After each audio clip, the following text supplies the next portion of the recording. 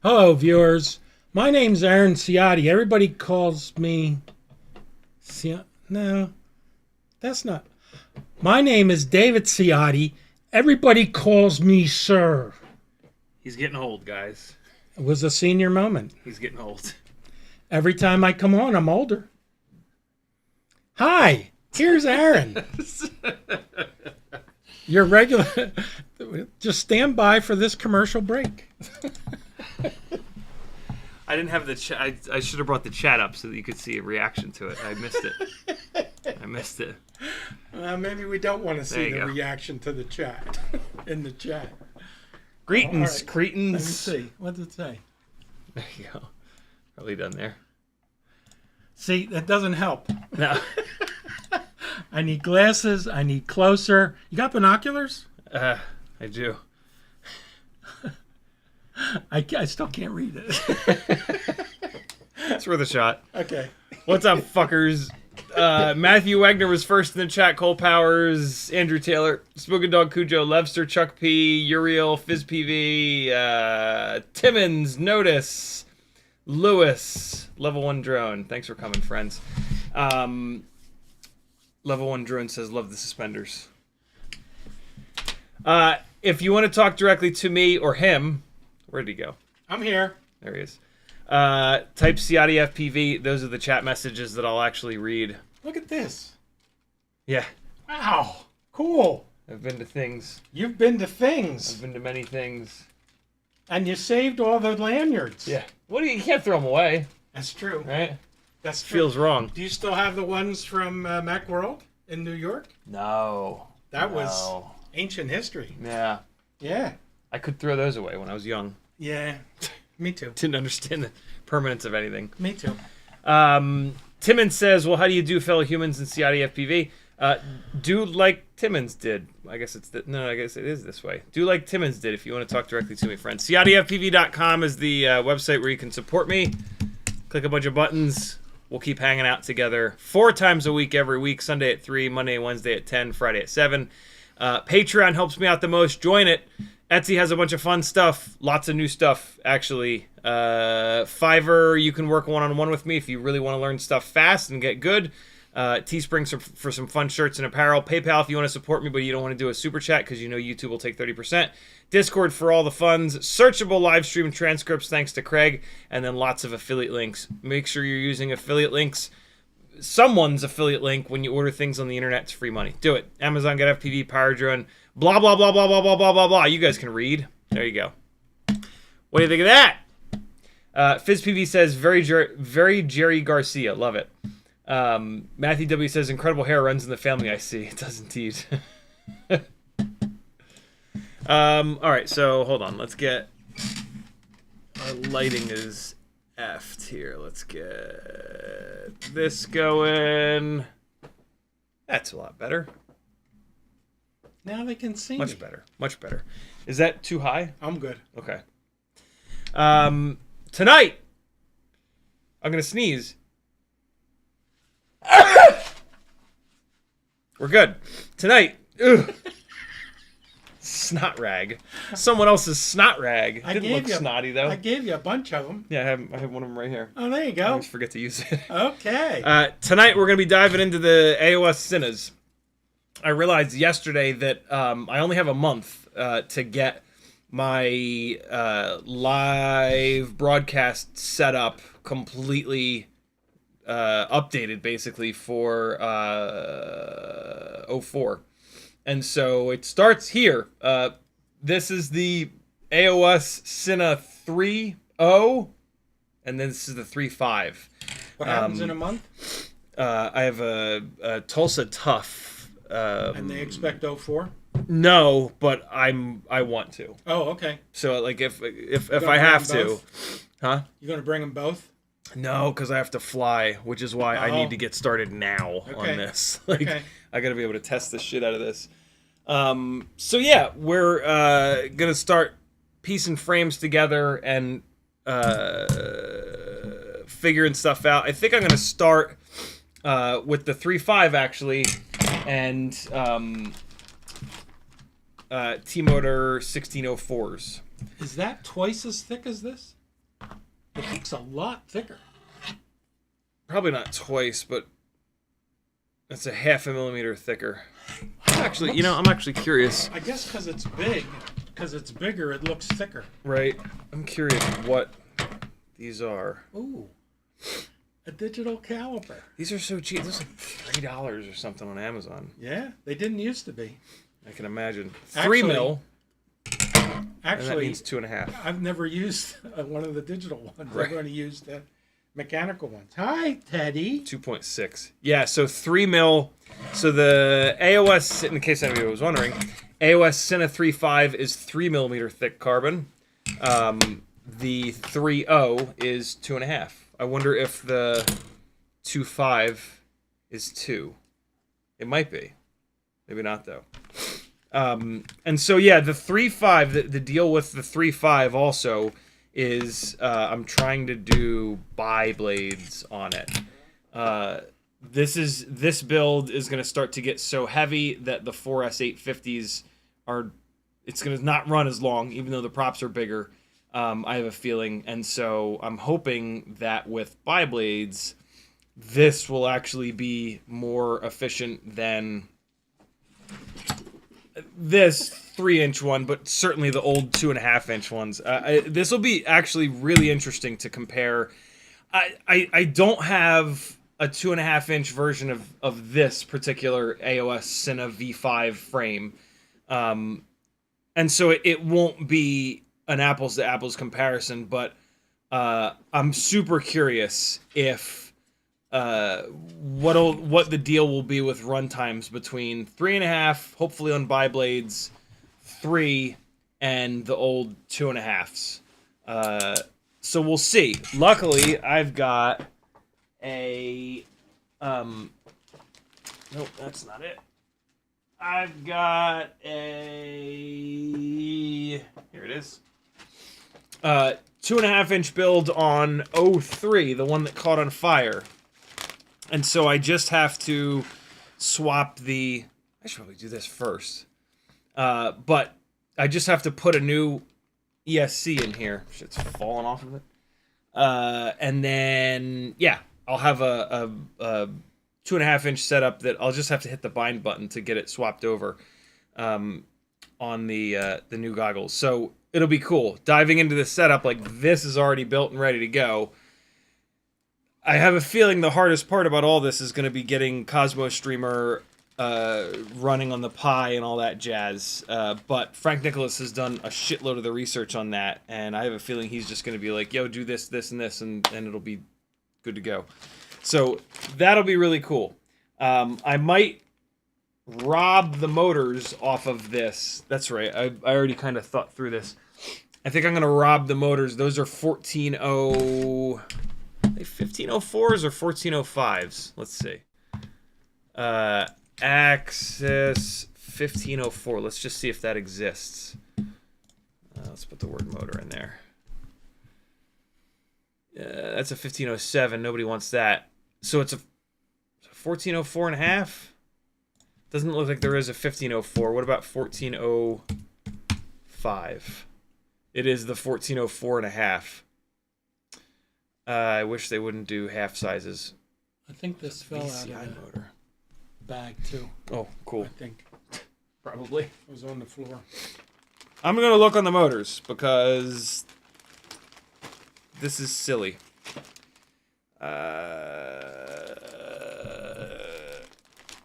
Let's see. These are C145. 4500 kV. C145. Axis C. I mean, that should be a 1405 from their insane naming conventions. But it's not. It's a 1404 and a half because why do anything that makes any sense? Just do things that make no sense and then everybody will be confused and it'll be great. Buy more motors. Buy more motors. Wow, $24 per motor now on GetFPV with the doubled pricing. That's horrendous. Yeah, so 14. We'll see what a 1404 and a half. Okay, so the other on these three rigs, the three motors are going to be 1604, 1404 and a half, and then regular 1404. So it doesn't really make any sense for the 1404 and a half to be on the 2.5-inch build, right? So I'll probably pull these off. These will go under the... You know what? I'm going to do that now. I might as well do that right now. Because then I pull off the old school AOS Cine 2.5. I can pull the 14... That exploded. I can pull the 1404s off that, and then they go directly onto this. So that'll be pretty awesome. Wicked Drum says, how much weight is the frame by itself? I weighed them previously. Do I have enough of the parts? I do. All right, let's take a look. Ay. I weighed them previously, but I don't remember what they were.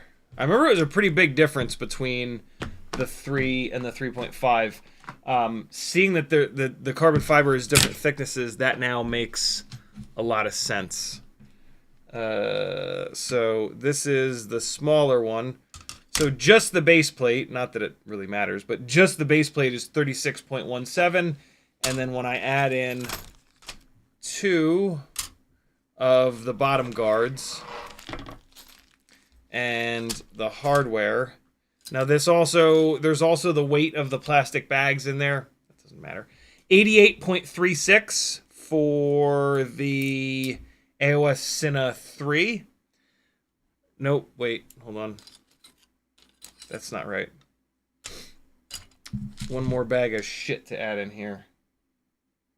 Is it? Is that the right one? Yeah, that's the right one. That seems a little heavy. 95.12. That's I think that's a bit much. Hold on. You want to keep this under 400 or 290? 400. 400? Yeah, which will be easy. No, yeah, I guess that's it. And then the 3.5, the space plate here, and then we've got 2 of the ducts. Okay, yeah, no, that was the real weight.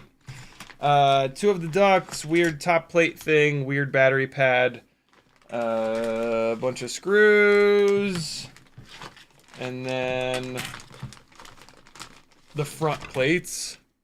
Yeah, okay, that does look right. 136. 136 for the 3.5. It's pretty heavy. But it's a 3.5-inch prop. It'll have all the power in the world. These are both going to get 04 Pros. That's kind of the reason that I got these frames. And yeah, should be fun. So just start farting around with it tonight. Start unscrewing screws. It's not going to be like... There's probably not going to be a lot of building tonight. It's just going to be like unscrewing things and getting random stuff kind of ready to go. You know, that initial build process that always takes forever. Teddy. This is what the people really want. They want to see me pulling toys away from your doggy? Beating the dog. Does everybody like his new haircut? Oh my God, Teddy! Why do you knock everything over? Why did he run over there? He's just insane. He doesn't know where anything goes. He's a crazy person. It's like living... This will be a real challenge, flying through this gate. Yeah. It's like living with a little tiny crazy person. So I'm going to start pulling these motors off of here. It makes... I don't necessarily think I tuned it on here. I just put this together and it flew great, and then I put 6S on it and it exploded in flames. And so, yeah. I'll just be unscrewing things. Don't mind me. In the chat, Higgy47 says, I just bought a DJI 04 Lite. What is the best whoop to put it in, and what battery? Thanks. No such thing as best. There's just different. I need a lot more information from you in order to figure out what would be sort of like there is a best for each one of us, but I don't know many of you. So I don't know what would be the best for you. On my Fiverr, which is linked on CiottiFPV.com, I have something called build planning. Build planning is exactly what I would do in a build planning session. I have like a list of 20 some odd questions that I would ask you about, like who your favorite pilots are, what do you do with your footage, what kind of flying are you going to do, what kind of flight time do you want, what kind of power to weight ratio do you want, how often do you crash, what do you crash into, how much do you hate repairing versus building, right? There's a whole big list of questions that I need the answers to in order to guide someone to the correct sort of build for them. You know, when you go on Reddit and Facebook and you get and you ask questions like that, a ton of people will give you answers. The answers that they're giving you are basically the last thing that they spent a bunch of money on that they're convincing themselves that is great. And so they're pretty worthless answers, to be completely honest. And that sounds kind of harsh, but it's the absolute truth. And so be really, really careful with that, right? Because that doesn't benefit you at all. Just a bunch of straight, like asking a question like that, right? Where there's nowhere near enough information for anyone to give an intelligent answer. And then a bunch of people like giving you answers, right? Like be very wary of those people. The correct answer to that question is this conversation right here of like, you know, there is no best, right? It's always super, super, super tempting to ask what the best XYZ is. It's just different, right? There's so many different things. If you want to be able to go 100 miles an hour, that build's going to be completely different than if you want to fly inside your house, right? And there's a million variations from sort of that point on. So careful with a quick little question like that. You know, I have a bunch of live streams doing 04 Lite builds. I've done a 1S. I've done a stream building a 1S rig to chase the little RC drift cars. I've done streams about the Mobula 7 04. And then I've done a stream converting that from 45mm props to 40mm props. And then I've even got a live stream doing a 2-inch build. So lots of content here on the channel showing you a bunch of different build options with 04 lights, a bunch of different flying in those, and just general sort of discussions as to what each one of those builds is going to do better or worse. So yeah, one of the truly life-changing things to learn about YouTube, if you haven't already, is that if you go to someone's channel, there's a tiny little magnifying glass right here. If you click this magnifying glass, it will search just on just on that person's channel that you're on. So if you go on here and you search for 04 Lite, it's going to give you a whole bunch of good stuff. I didn't realize I put that live. Yeah, so here's some of the footage coming out of the 04 rig, 1S 04 65mm propeller motor link build rather. And then you're going to want to scroll down a little bit here. So here you go, cinematic 1S 65mm maiden in tuning. If you're looking for something with a 1.2 inch prop, there you go. Here's editing a bunch of 04 Lite footage, might be cool. 04 Lite build number 2, 2S 1.6 inch prop. So here's the 75 standard 75mm build. There's a 2-inch rig in here somewhere. There's a 2-inch build in here somewhere. Here it is. Well, here's the Mobula 704. If you wanted to do a 45mm diameter prop build, and then I don't know where the 2-inch build is, but it's in here somewhere. All these builds. The other thing you can do is just kind of go to here and just scroll back in time a little bit. There was like a 3-week period that I was doing all 04 stuff. And so here it is. Yeah, about 4 months ago, right after it came out, basically. So the first that you'll see, I'll be the 7 ELRS. Well, there's Christmas. It would have been after that. Yeah, see, I'm still doing walk snail stuff here. This ain't quite it. So it would be 3 months ago. Here we go. 04 Lite 2S 75mm. There's that one. Where the hell is the 2-inch build? Why was the 704? Here you go. Here you go. Do 2-inch whoops suck. This is the one. It's not much of a build. I picked the AIO and VTX and canopy up and dropped it into another frame. But yeah, here you go. Bunch of flight footage, bunch of talking about 2-inch rigs. And then here's another one right here. 1.6 inch or 2-inch for DJI 04. Again, whole bunch of flight footage and a nice discussion about like what each one of those does well, essentially. Why you would go one direction or the other. Can you search the transcripts? You can. You absolutely can. So like Craig has built this awesome searchable transcript. So if we search for like 04 Lite 2-inch, depending on whether or not he's got the that's weird. I think something might be going on here. Sort by recent. Unless he didn't get that far back yet. What if I just search for DJI? Okay, so it is working. I wonder if it won't search for numbers. Oh. No, it's searching for numbers. 04. It doesn't like the the apostrophe. And I always use the apostrophe. That's a shame. But yeah, there you go. Giveaways. Do 2-inch whoops suck? There we go. So that's one of them. That's pulling one of them.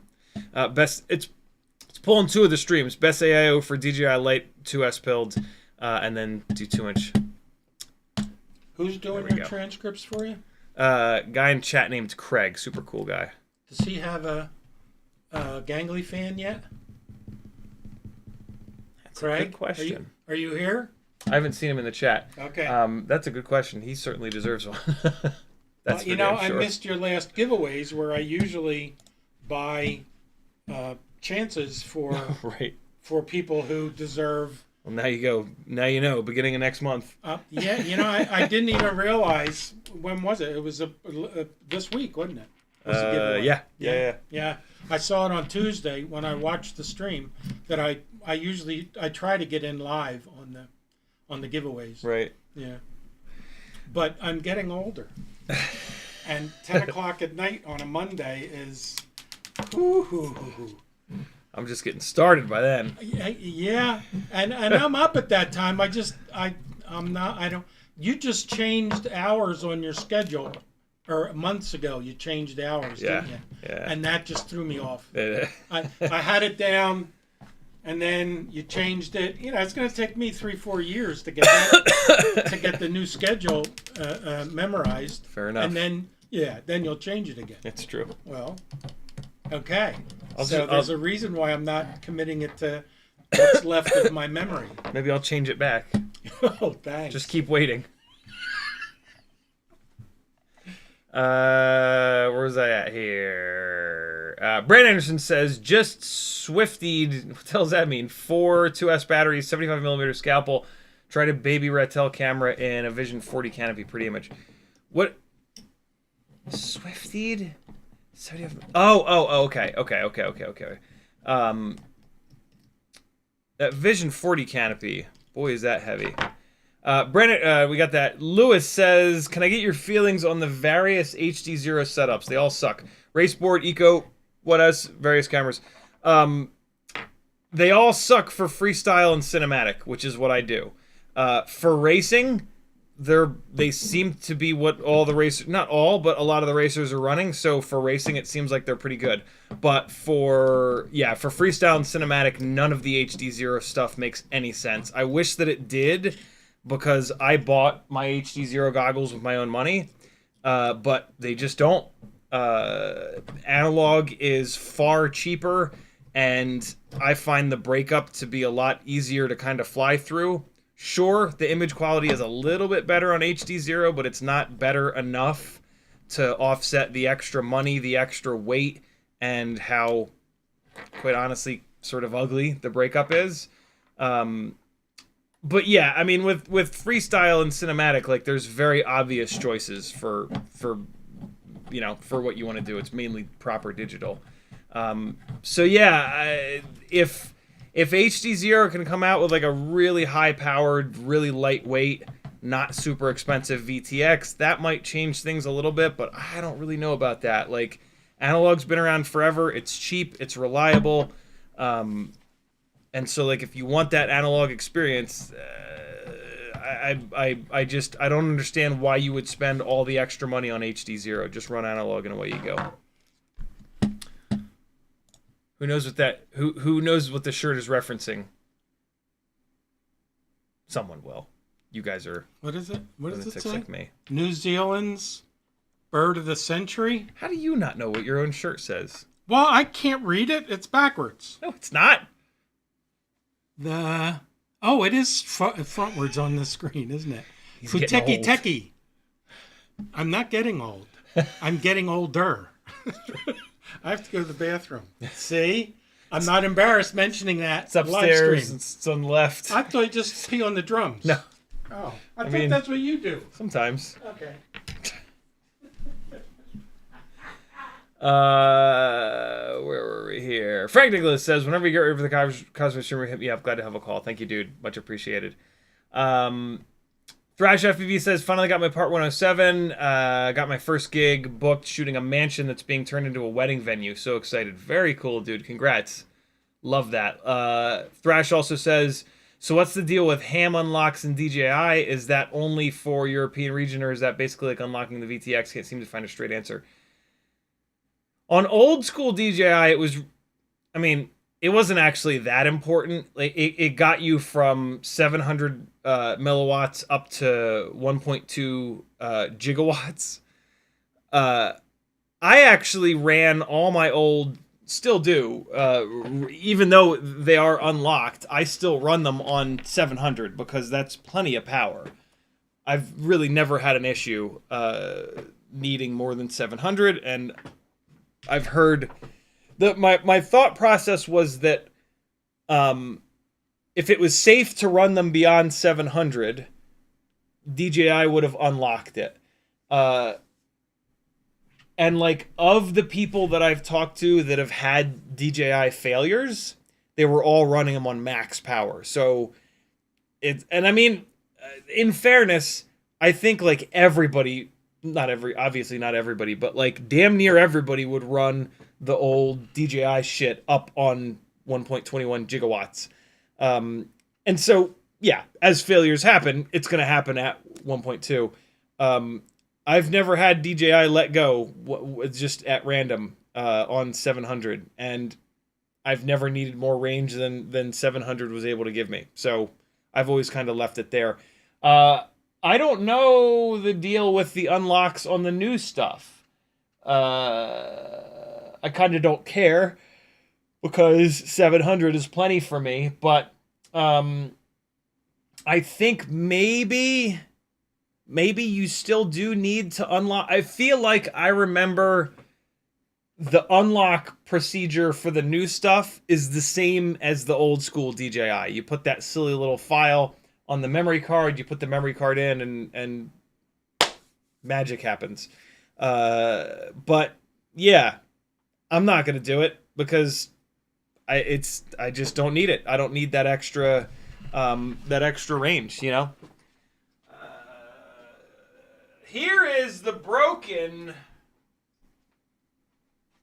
Here's the broken AOS Cine 2.5. I'm gonna steal the motors out of it. Feels weird to do this, but the ESC has to go in the river. It dropped out of the sky, and so it's dead to me. And the rest of it I'll reuse somewhere. Yeah. I'll use this flight controller and just throw it. Oh, wait, no. This is on old school. Yeah, I don't know what I'll do with this. We'll figure it out, though. But let me get this out of the way. And I can get these motors off here. I'm going to have to desolder them. I wonder if I can do this without... Nah, I'm going to have to take this all the way apart to get at those solder joints. Oh, yeah. That's okay. Level 1 Drone says, missed a few of your lives, so you may have answered this already. I lost my 04 Lite antenna in a crash. Will the ORT work with the 04? Well, indeed. 04 is no different on the quad side than like anything else. There's no weird like dual bandwidth or any of that nonsense going on. So yeah, you can use the regular old stuff and you'll be totally fine. Why am I taking these props off? I guess I don't need to take these off. I'll do it anyway. Yeah, any antenna will work with any of these digital systems, really. You just want to make sure that if you go with a circular polarized antenna, you pay attention to right hand versus left hand. Most digital systems, for whatever reason, way back when, just decided, hey, we're going to go with left hand circular polarized. What's kind of interesting is nowadays they've gone, screw polarization, we'll just put linear antennas on everything, which I don't know if that's good or bad, but that's what they've done. And so, yeah, ORT micro V antenna is not polarized. It is a linear antenna, so you don't have to worry about it with that. It's going to jive really well with linear antennas on the goggles side. So if you have like Goggles 2 or Integras or Goggles 3, you'll be good to go. Those all have linear antennas on them. Not to say that you can't run circular polarized with linear, but yeah, you're running circular polarized on both the receiving and the transmitting end. That's really the way to do it. If you only have it on one and not the other, you don't get all the benefit. It's not bad. It doesn't hurt anything, but like if you're gonna do it on both sides. Is as far as I'm concerned.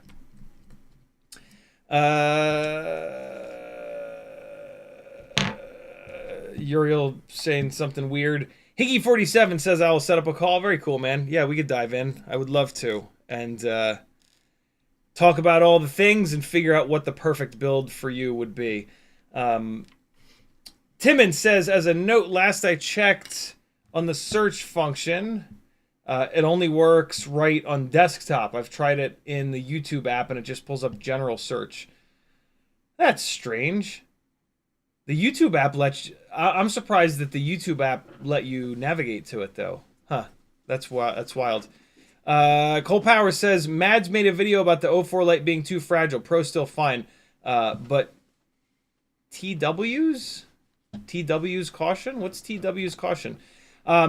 Yeah, Ian put a video up from vacation, which, brother, go on vacation. Be at the beach. Don't talk to us. Be at the beach without us for a little bit, homie. This is a voice of love. I say this because I love you, my friend.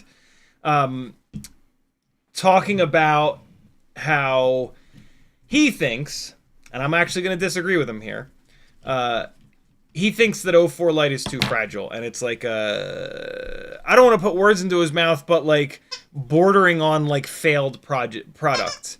I very much disagree, mainly because I have Stockholm syndrome from all the time that I've spent with the walk snail lights, and you know, like who gets to be the arbiter of how durable is durable enough, right?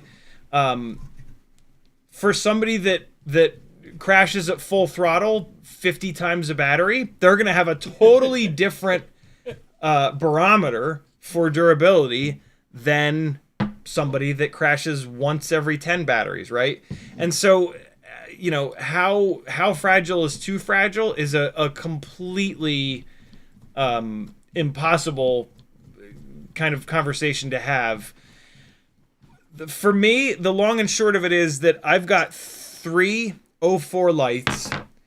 2 of them have taken some serious punishment.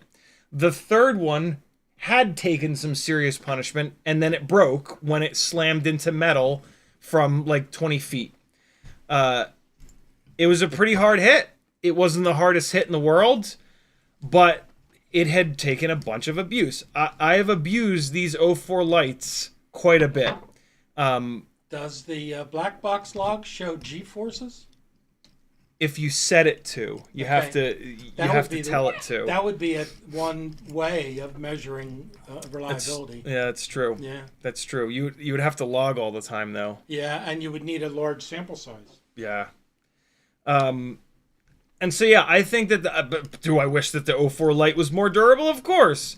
But I think for what it is, and I also think that for how we're mounting it, right? Like, we are mounting these things in a way that we're asking for them to die, right? We're putting them into floppy plastic frames, and then we're putting canopies on top that literally try to bend these PCBs in half when we crash inverted. So, like, I'll bet if you put an 04 Lite into a carbon fiber frame that holds it flat without trying to bend it in half every time you crash, I bet you it would last forever. Obviously not forever, but you know what I'm saying, right? And so, compared to the other digital HD horrendously lightweight options out there, I'm actually really happy with the 04 Lite. So, yeah, of course the 04 Pro is going to be a lot more durable. It's a big ass box with a metal it's 2 boards with a metal box on the outside, right? It's got everything going for it. And it doesn't get mounted in plastic frames, right? And so I'll also say this, if you look in the comments of that video by Ian, you will find tons of people saying, I've crashed the shit out of my 04 Lite and it's totally fine.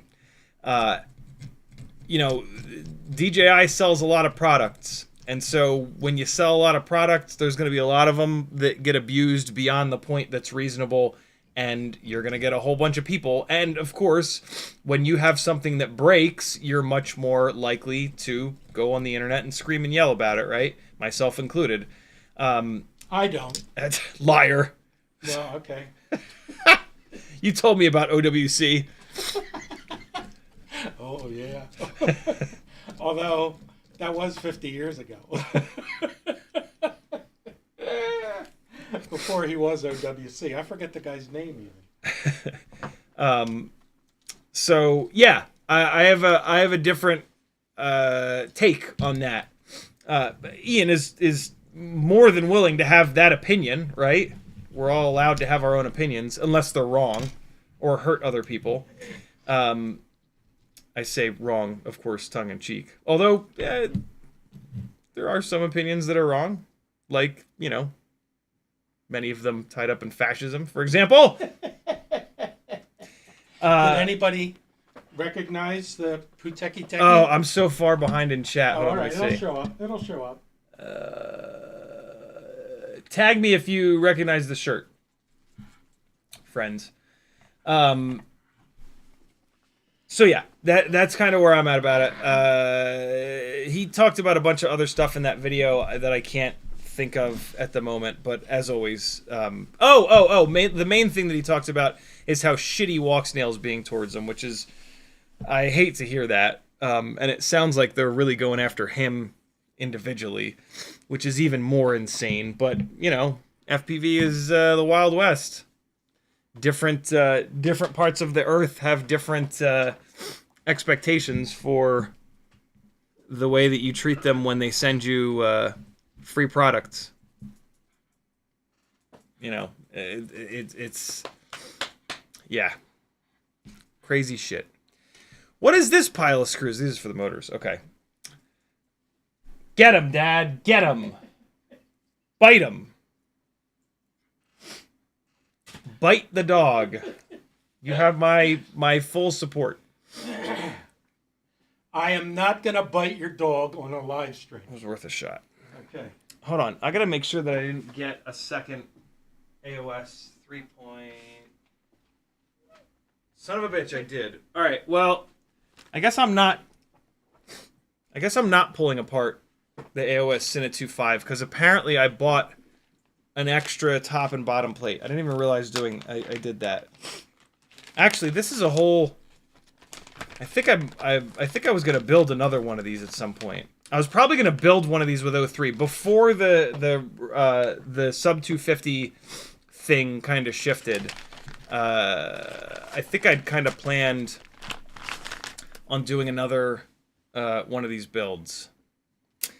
And so I'm not going to pull the motors off this because that's just silly. I'm just going to swap the top and bottom plates.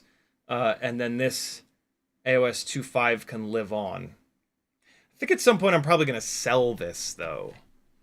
Because it's actually really fun. It flies really... It flew great. Is that the one you crashed the Criterion? Yep. I saw that. It's true. Having it right in front of them. Yeah, I got to pull the battery off of it. Yeah. All right. Well, shit. Okay. I was totally gonna do another build because I've got a T-motor stack in here, so that's cool. I'll use this T-motor stack for the 3-inch build right over here. For the 3.5-inch build, I'm actually gonna use an Aikon AIO. I know that's insane to say out loud, but it's time. Aikon sent me 2 of these. Well, Ryan Harrell actually sent me 2 of these to test. Aikon sent him a bunch. And I have one of these in the Tooth Fairy, which is somewhere around here, and it's been great. And so for a 3.5-inch build, so this is like $100. I think it's just like $120 AIO. It'll take up to 6S. It's got big FETs. It's awesome. This makes sense for its 3.5-inch build because you can put a big ass camera on it. And you'll, although not with 1604s. Wait, shit. I might actually not use that AIO. I'll figure it out. But yeah, this AIO is the beefiest thing that I've got. So this is either going to go on the 3.5-inch build here, or it might go onto the Cinesplorer 2. I'm not sure which. Here's something fun we can do that I've been meaning to do for a while. Let's weigh a big beefy AIO that can take 6S, and then we'll weigh a stack that can, a 20 by 20 stack. I've been meaning to do this forever. So this has an XT30 and a little capacitor on here, but other than that, it's just an Aikon AIO. 19.28 grams. 19.28. T-Motor F45, 20 by 20, flight controller and ESC. Without the XT30 and without the capacitor, are 16.27 grams. XT30 and that tiny little capacitor do not weigh an extra 3 grams. So, yeah, I guess you'd have to run a cable between these two, but the thought process that is so prevalent, that is so frustrating, that AIOs are lighter weight than 20 by 20, it's just not true. I mean, you might, like, yeah, you don't have to run hardware that's as long with this, so a little bit less hardware weight with the 25 by 25, and then I omitted the XT30 and the cable that goes between the two of them. At best, it's going to be the same. They're going to be the same weight. But if anything fails on the AIO, the whole thing is gone, right? Or if you want the best possible flight performance, yeah, it's the best. So that's, you can make lives loop. My dad is patting my head. I didn't realize you could make lives loop. That's pretty cool. This was in Helen. That's in Helen at the slot car place. Car yeah. So yeah, 20 by 20 stacks. Thumbs up for me. Your gyro is going to be on the flight controller with less electrical noise and with less wires hooked up to it. That's kind of the biggest thing, right? You put this AIO into something, and then you hook up 12, like 24 or 22 or 20 gauge motor wires. Those motor wires are going to hold that AIO in place. You don't want that. You want the board that has the gyro on it to be floating. You want as little as possible hooked up to it so that it can just float and everything else can vibrate underneath it, right? So, yeah, there's that. Shit, I was all ready to pull these 1404s off of here. I probably have another set of these 1404s. I almost certainly have another set of these 1404s, though. Motors. Let's see. Yeah, some of the old... I might do... I'm going to have, like, once I get the 04 live broadcast setup all dialed in, I won't have a reason for the old school DJI live broadcast setup. And it still works totally fine. Like, it still works amazing. And so that might be available at some point here. If somebody is looking to buy, like, a turnkey live broadcast setup with the RC Pro and everything. It'll be expensive, but if that's on anyone's radar, keep your eyes open. Hey, 1404s. I knew that I had an extra set. Cool. So those will go on to that. The only other thing I'm thinking is Axis makes a 1404. It might be kind of cool to run all Axis motors. So Axis AF144 4510 kV. This is my one extra, I think, unless I've stuffed 4 in here. Nope. Yeah, this is my one extra Axis 1404. Since I'm gonna have Axis motors on the one AOS Cine, it would be kind of funny to put them on the other one as well. But I try not to build for LOL, for the LOL's sake. And so yeah, we probably won't do that. But especially because I would have to pull something else apart. I think the Axis motors are on I don't know what the axis motors are on. But yeah, that's kind of silly. So here it is. 4, yep, awesome. 4 T-motor 1404s. So those will go on something. What was I going to put those on? These 1404 and a halves are going on the 3-inch build, which is over here. Right? Yeah, it's the 3-inch build. Those go on that. And then... Oh, on this one, on this 2.5. This is where the 1404s are going. Yep.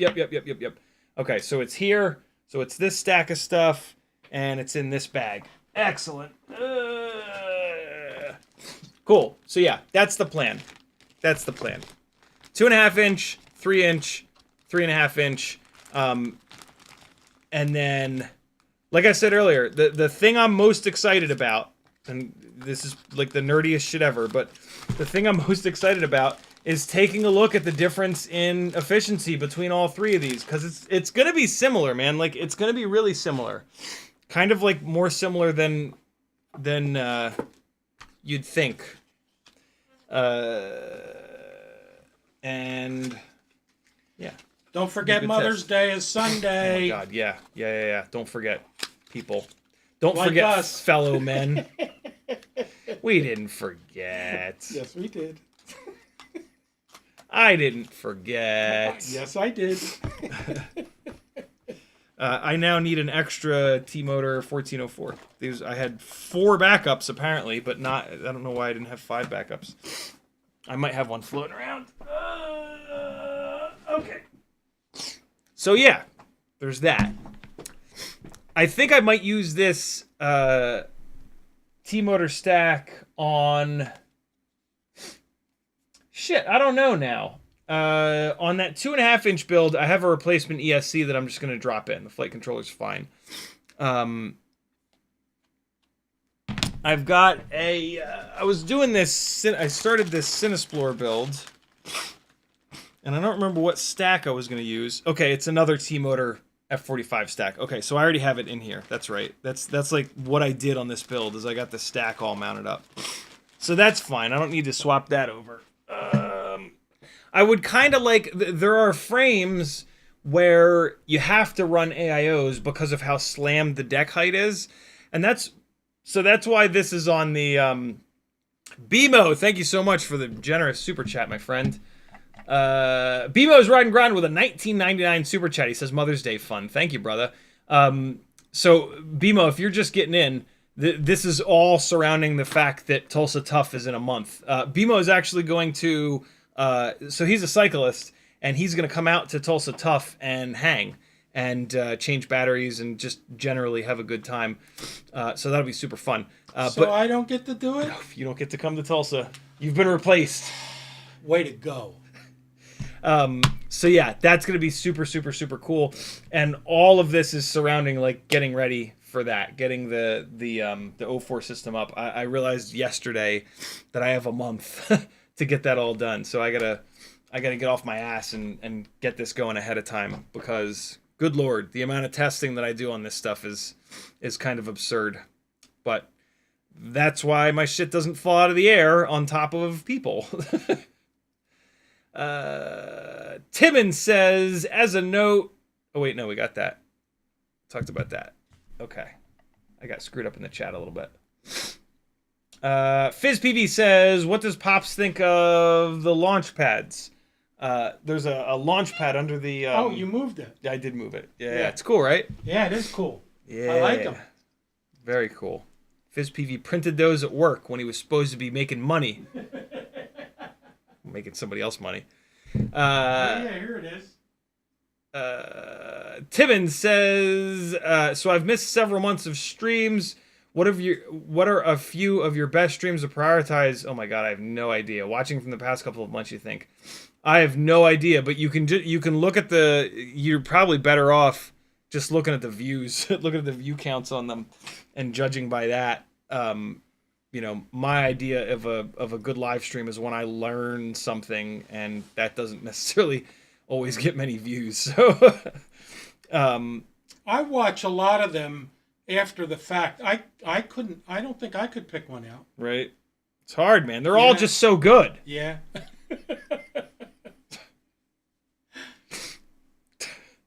Actually, you know, I do know the one that I think is the best. What's that? Well, that's the one where you were showing recovery. This was after your latest issues that you had with mental health, and you decided to push through and do a stream. And this was, it was a Monday or it was a Sunday after you skipped the Friday. Right. And I noticed a remarkable improvement in what I see, what I love to see. Thank you. And so I think that was my best, but that's from a very personal point of view, not a FPV point of view. Right. I can't tell you how great it is to just be able to either catch you live or watch you from a day or two ago on these streams. Tell your parents that this is wonderful for them. Yeah, force your parents to... Oh, the goddamn camera shit the bed. Hold on. Well, the audio didn't, right? No, the audio never shits the bed. Okay. At least Shure can do something right, even though Canon can't. Yeah. Well, it's good that they didn't see me tongue kiss you. Oh, God. It is indeed. Nobody wants that. No, but not even me. You know what I've never watched? I've never watched the stream that I've been on. Oh, God. Don't. Okay. Yeah, I know what you mean. I try not to watch myself unless I have to. Where did I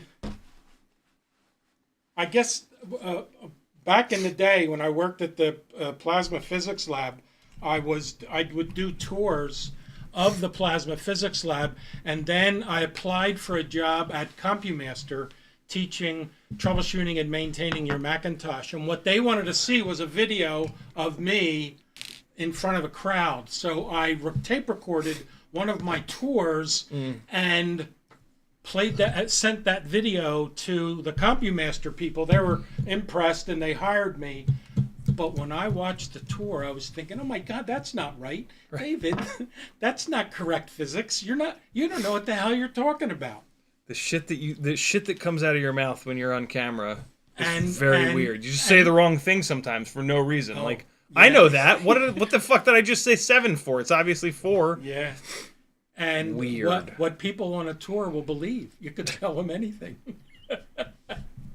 Especially when you're talking about Aaron, how come you can never trust atoms? That's because they make up everything. And that's what I would talk about on the tours. I would talk about hydrogen and deuterium and tritium and helium, and how he didn't know what any of those things were. And how you get from one to the other in a fusion reaction. There's thousands of people that think they know how fusion works, but in reality, they just know the rantings and ramblings of an old man. Of an old Italian man. A bearded Italian. The best kind of Italian. So I'm told. All right, I'm going to stop taking this apart, and I'm going to put it into a build bag because... Oh, Teddy. Oh, wait a second. I do have to pull this apart because the ESC blew up. I forgot about that. Yeah, okay. Right, this still has to come all the way apart. Oh, that's super annoying. That's super annoying. I forgot that for a split second. Oh, well. Replacement top and bottoms. And here's all the standoffs. That was a waste of time pulling this all the way apart. Oh, well. Replacement standoffs. Screws for motors. Okay. This is the 3-inch rig. Let's see if these motor screws are long enough. They are. Okay. Cool. So I'll bolt some motors down. next. Uriel says, I need GMT watch. What's that mean? Greenwich Mean Time? Yeah, watch. You need a separate watch that you put on GMT? If you have an Apple Watch, you can set the world clock up on it to show several different time zones. Yeah. Frank Nicholas says, haven't tried, but I believe I've seen the unlocks still apply for the new stuff. I'm with you there. I think the same thing. Especially if you want to control channels, procedure is the same as the old stuff. What I can say is that on the goggles too, well, those are somebody else's goggles too, so maybe they were already unlocked. Yeah, I don't know about the whole channel unlock thing, but it's such an easy process to do the unlock that you might as well do it. If you have any DJI goggles, you might as well do the unlock. It's not going to hurt anything. It doesn't force you to use the extra stuff. It just opens it up. Dave S says, always have a spare VTX, that way you'll never break one, Murphy's Law. Uriel says, John Oliver did. Annual competition inundated with a record number of votes after comedian took the Australian crested Greeby under his wing. Always be good to nature. There you go. Absolutely. Uriel knows it. I went to see John Oliver and Seth Meyers at the Beacon in New York City, and I wore my T-shirt, and after they did their stand-up bits, they had a very long question-answer period, and I didn't ask them to sign my shirt. I wasn't thinking. Missed opportunity. I got to go again. Because they do, I think they're there every month.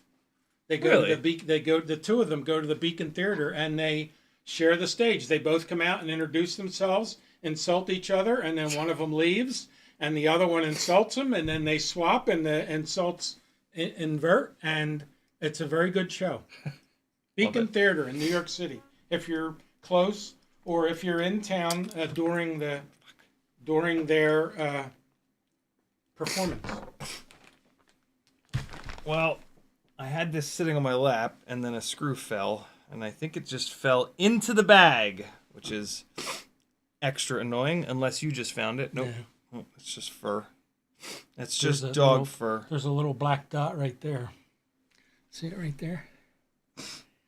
No, that's a dog. Teddy ate that one. You need that we were going to get you that plastic thing. You would have heard the screw drop on there. I have a tab opened.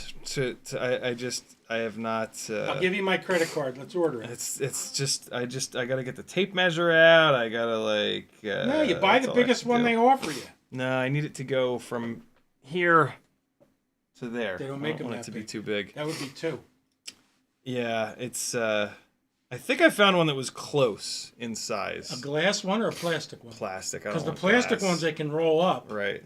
But the glass ones supposedly last forever. Yeah, it's kind of sketchy though, being on glass, isn't it? Well, you'd want that to be from a local supplier where you could go and get it. Right. You wouldn't want it shipped. I found the screw. It did fall into the bag. Look at that. Okay. Hi, dog.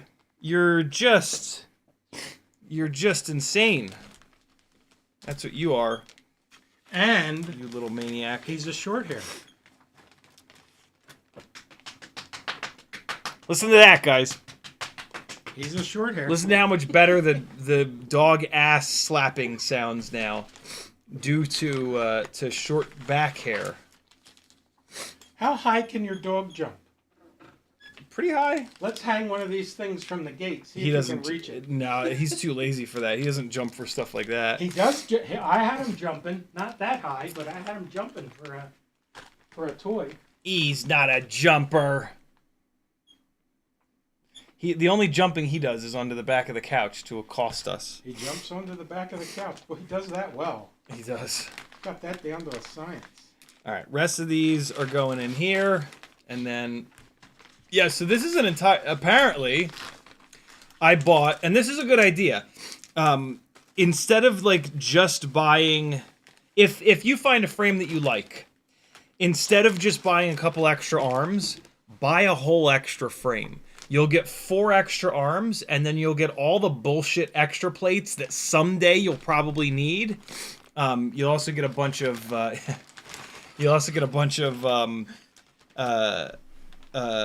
extra hardware and whatnot. And that's what I seem to have done here. Maybe on purpose, maybe from a place of wanting to do another entire build. You never know with me. Kind of looks like I wanted to do an entire extra build, but it's kind of cool that I have the extra parts that I need, because that rig is like pieced together. I mean, I'm gonna have to get the ESC out of there, which is gonna be super annoying. But other than that, you know, that build is kind of very done. It's hard to pull it all the way apart. Bolilo says, Papa Ciotti looking good in the background. Kevin Smith says, have you seen 533 thrashing that Aikon AIO? Is that the AIO that they were hammering on? I didn't realize that. That's pretty cool. Yeah, I mean, if anybody is going to make a bulletproof AIO, it's certainly going to be Aikon. And so, wow, it's really impressive that this is the AIO that they were thrashing on. Because that was ridiculous. Thank you again, BMO, for the super generous super chat. FizPV says, my boss knew what I was doing. Perks of having been there 10 years. Awesome. Uriel says, that was a nice compliment. Hug him. Talking about me. Oh. Okay. We do this a lot lately. He forgets, then I have to hug him again. And he's like, you fucker, you haven't hugged me in a year. Okay. Just because I haven't been here in a year. Martin Tanley said, your dad looks like a huge Star Wars George Lucas fan. What does he think of the new Star Wars? New frame looks awesome, by the way. Congrats. What do you think about the new Star Wars? New one? Well, I mean, I'm guessing he means all of the ones that have been. Yeah. Andor, yeah. I haven't found one I haven't liked. All the new series are very good. But you know what I'm more impressed with is Foundation. I think that's an Apple TV series based on the Foundation series of books from way back when. And there's another one. Oh, boy. On Apple TV? No, another science fiction series that I've been watching. Silo? Silo is another one that's very good, but there's still another one. There's a lot of good science fiction available right now. And yes, I guess one of my favorites was Obi-Wan Kenobi. Mm. And even I like all the Star Trek things. Picard did a whole bunch of, two or three seasons of Star Trek series, which were very good. And the Discovery series was long running. That was 5 or 6 seasons. I enjoyed that. I'm a science fiction. It doesn't take much in science fiction to make me enjoy it. There was just one called The Jacket with Adrian Brody. Is that the guy's name? Brody is his last name. I think Adrian Brody. And it was a time traveling type thing that he did. That was very good. It's fairly new. It's a movie, and it's fairly new. Just this year or last year, I believe. I enjoyed that. I think I've put the motor on the wrong side of this plate. No. Yep, I sure did. So it's a pusher. Yep. Yeah. Why not? Why not put the motor on the wrong side? See, in Star Wars, you could mount it on either side. Why? I don't know. He's as bad as I am. Much, much worse. Yeah. Much. I've had many more years of practice at being incomprehensible. Yura says better interest them in the books. Well, I haven't read a book in a long time. Any interest. But I did. I read a lot of books back last century. Carl Sagan's books are very good. He had 5 or 6 of them. Foundation series, Asimov stuff, Dune. They were all very good. Oh, the Dune movies were excellent. I still haven't seen the second one. A Dune Prophecy. I haven't seen that either. Yeah. Dune Prophecy takes place 10,000 years before Dune. Of course, it's a prequel. and it's well, it's written by Brian Herbert. Frank Herbert's son is doing these. He did a prequel book that took place right before the Dune series did, which I read part of. I didn't read the whole thing. And now I believe that he's involved in Dune, the prophet. I think it's just called The Prophecy. I don't think it's called the Dune Prophecy, but that's what it is. And it's about the beginnings of the B'nai Gesserit, the sisterhood. What the new series of Dune movies, are those remakes of the old ones that you used to watch all the time? I grew up. Yes, that was your favorite sci-fi movie, right? I remember you Dune? watching it all the time when I was growing up. Yeah. Well, the Sci-Fi Channel did. I believe they did a 12-part series on it, which was very. Oh good. wow, Jesus! Yeah. So there's a whole bunch of. There was a. In 1984, there was a Dune movie done that was very good. Then there was there another one? And then there was these two with Timothée Chalamet in it, and they were excellent. And I believe there's a third one that they're just waiting to release. I believe there's a third one was made. So wait, maybe it's Silo that has the new seasons. Okay. Committed to two more seasons of Silo. But I'm a Dune fan. Star Trek, Star Wars, the original series, all the movies.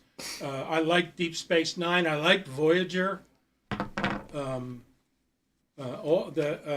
an unpopular opinion on that one. Does everybody hate Voyager? Well, that's what the Big Bang Theory keeps ragging on Really? Voyager. Although I don't know why. I don't know if they're doing it as a spoof or if they didn't like it. I don't really pay much attention to other people's opinions of movies that I watch. I just watch it and I like it. I watch it again. That's how to live, my friends, right there. And again, and again. I've watched all of those movies quite a bit. How many times have you been through Foundation? I think I just completed the 4th time. Oh my gosh! Although now that one, as bad as I am. That one, and the same thing with The Prophecy. You need to watch those more than once to get all the nuances. Right. There's a lot of behind the scenes stuff that's going on that I don't pick up the first time. Right. Of course, I fall asleep a lot in the middle of these.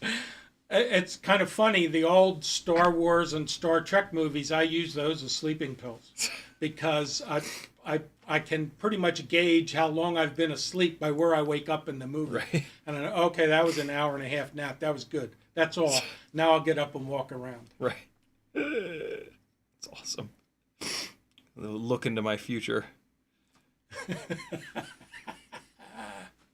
I do it with Top Gear. Yeah, I just watched the Top Gear tonight where they did a Lamborghini thing. The Murcielago. Yeah. I don't understand half of their pronunciations. A Prius? What the hell's a Prius? Yeah. What's wrong with those guys? I mean, they invented it. We bastardized it. Yeah, but we do it so much better. That's true. Cole Power says Bulletproof AIO, you say? Yeah, man. Aikon makes like $100+ AIO that's really, really good. Evan Turner from 533 put it onto a racing build and basically sat it at full throttle on 2207, high KV 2207s for like the entire length of the battery. It was really impressive. Uriel says Spice is a link to DMT. Uriel says, ask him what his hiking away through Galaxy. Maybe Hitchhiker's Guide to Galaxy? Is that what we're talking about? Uriel says, Uriel is in top form tonight. All right. Look, I got the motors on, and I put them on the correct side of the... Or not. I told you, Star Wars, man. No, I did. I got it right this time. So, here's how I got it wrong. This is a one-piece baseplate with press nuts. And when you first look at press nuts, you're like, oh, the thicker the press nuts go down. They don't.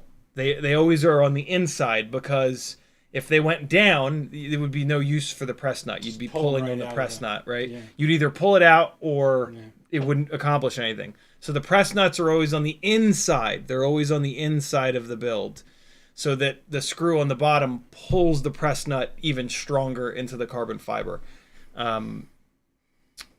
These press nuts are all for stack mounting, so it really wouldn't. Nope. Maybe.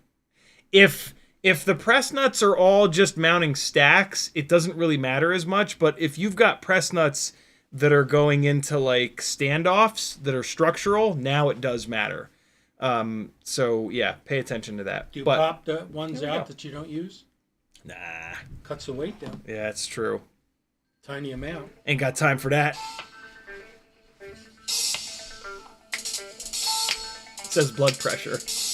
That's the best blood pressure warning I've ever heard. Dave Grusin discovered again. Sheffield Lab Records. That's where that's from. Nice. That's where it's from. Nice. All right. AOS Cine 3 motors are on. That can kind of chill there. Best direct-to-disc album ever cut. That's Really? That's when the musicians would be in the room with the record lathe cutting a master. Right. This is a long time ago. Back in the 70s. Yeah. Yeah. That was top of the state of the art. That was the best music you could get. Pre-recorded music you could get. Who is it again? This is Dave Grusin. The name of the album is Discovered Again, and it was pressed by Sheffield Labs. Huh.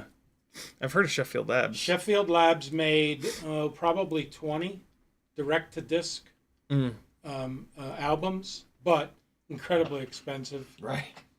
They were, in the 70s, right, when, I just thought about this. I bought a 1975 Dodge van. Right, I don't know if you remember that. You were the white young one, when right? The white. Yeah. Well, they were both white. Short wheelbase white one. $3,500, brand new, right off the showroom floor. Jesus Christ! And this album was $20. Right. Right. So that gives you some perspective. As albums at the time were $4 a piece. Oh my God! A regular album was $4. This was $20. This. Sheffield Lab. I've still got it. It's down in the basement. I bet it's worth a lot of money now. I have a lot of Sheffield Lab out. I worked at the Audio Lab Stereo Center, and I was getting them at cost.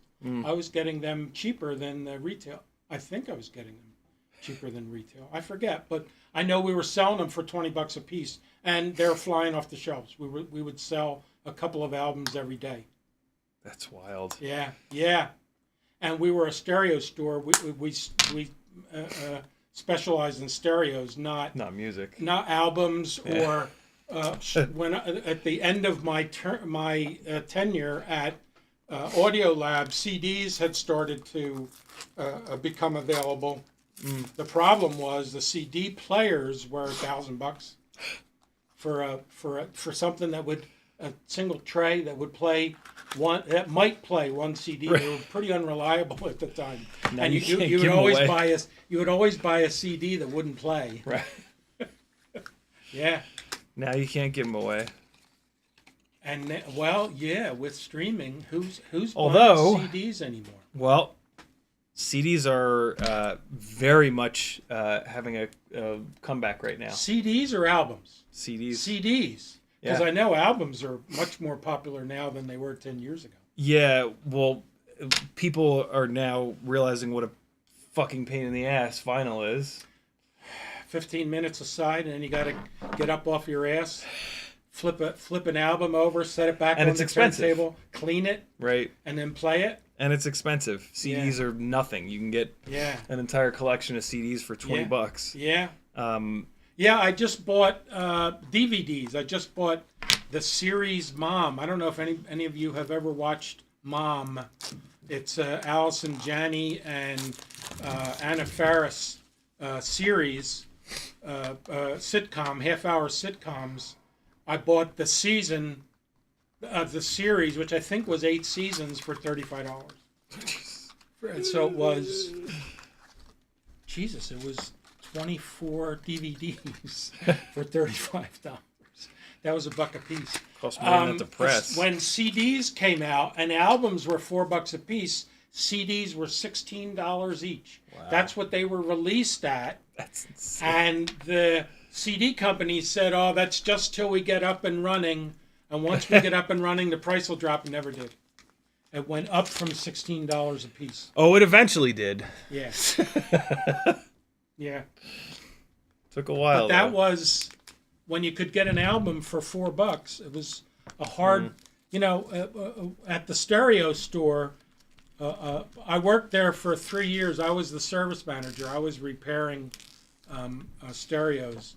And I had the unique distinction of having worked there for 3 years and never having sold a piece of stereo equipment.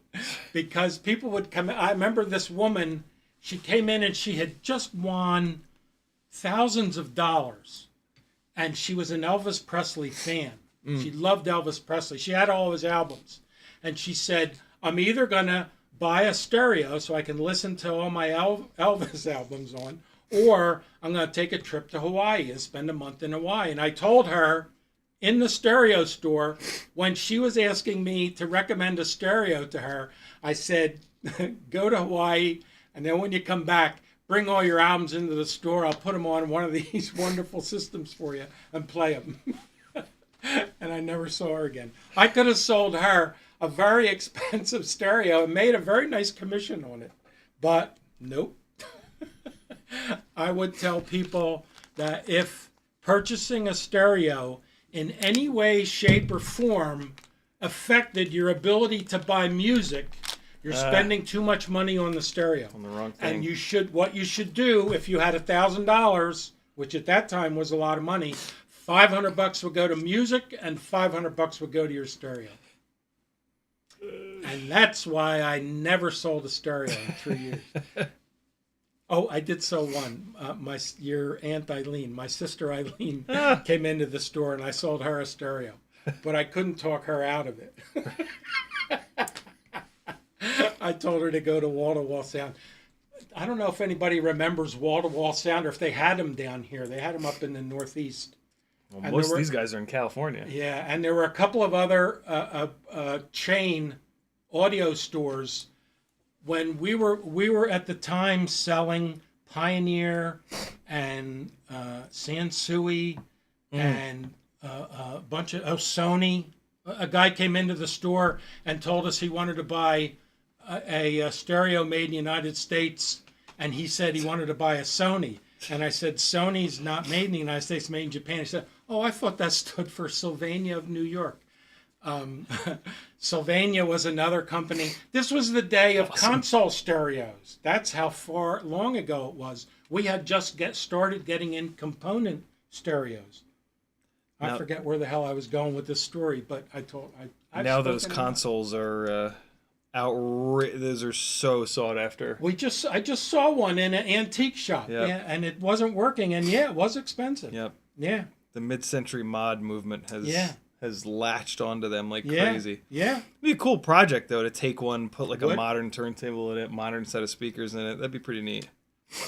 I don't think you could put a modern turntable in it because they were all custom built changers. Like, right. Oh. They didn't have turntables in them. They had record changers in them. They had that long spindle on them that had the little moving cam in there, and you put a stack of records on there, and after it was done playing one record, it would knock the next one down. Scratch the next one. Oh, man. Yeah. It would ruin the next one and then try to play it. Yeah. What would they would just play one side of each? One side of every record you put on there. So if you wanted to hear both sides, you had to buy 2 copies of the record. Although not a bad idea. I mean, shit. Especially with how the values on them have gone, not a bad idea. Yeah. The person that did that is living large now. Did I ever do that? Did I buy? No, I think when your mother and I got together, we had a lot of similar albums. That's why I have 2 copies of some albums. Right. Mine were the copies that had the plastic sleeve, and your mother's just the record would get slipped into the cardboard, into the record jacket. Right. Talha says, why did you stop using the previous AIO Cine frame after the ESC blew up? I am going to repair it because I realized earlier in the stream that I have the replacement top and bottom plates. But basically, I built those back in the days where 250 was sub 250 was the rule. Nowadays, as of like, I don't know, 4 or 5 months ago, I guess, the FAA changed the rules to where if you put in a waiver, which I'll definitely do, you can be up to 400. It's a sub 400 gram rule. And so these little 2.5 inch frames, my God, they are like being pushed to their bitter limits and beyond with what I'm trying to do with them. And so these new builds being 3 inch and 3.5 inch are going to help a ton. They should help a ton in terms of efficiency and just being able to like bully the wind a little bit more versus being bullied by the wind. And so, yeah, but I am actually going to put that AOS, that old school AOS Cine 25 back together because I have the parts. I just need to swap out the ESC. So, those of you that are AOS Cine fans, old school AOS Cine fans, rejoice. Euro says, are Wurlitzers still a thing over there? Wurlitzer is a organ. Organ, that's right. Yeah, I'm sure musicians still use them. Those wacky, retro-loving musicians. I'm sure they're still getting their Wurlitzer on. A rotating mid-range horn and a rotating baffle for the woofer. The fuck? Why? Vibrato. Oh. That was before electronic vibrato. You had to do it physically. Wow. Do you remember you used to be able to buy I guess they called it an echo chamber, an echo box for your car, and it was just a big spring in there. And there was a transducer at one end. It was like a slinky. There was a transducer at one end that would induce audio into the spring, and then another transducer at the other end where you would pick the audio back up to give. Oh my God, that's insane. Your car stereo an echo quality to it. Everything. All the sound gets an echo. Not just the vocals, not just the guitar, everything. That's right. Yikes. Yes. That was the days in quadraphonic. Who remembers quadraphonic? I don't know what that is. That was 4-channel stereo. Oh my God. When they had, remember one of the early funny. Beatles albums, right? That when the Beatles first introduced their music, everything was mono. Then they introduced stereo, and the Beatles, I believe, put the music in one channel and the vocals in the other channel. They didn't mix it. I believe there are some Beatles albums that are like that. That's insane. So when these new technologies were we don't know what the hell to do with them. Right. Yeah. Same thing with quadraphonic. Quadraphonic was That's funny. It wasn't surround sound. It was 4 discrete channels. Right. I don't know if they ever made quadraphonic records. I know they made quadraphonic tapes, but they had to make a special tape player to play 4 channels at once. 4 individual channels, I'll be damned. Yeah, quadraphonic. Didn't last long. It's sort of like 3D TV. Yeah, right. 3D TV didn't last long.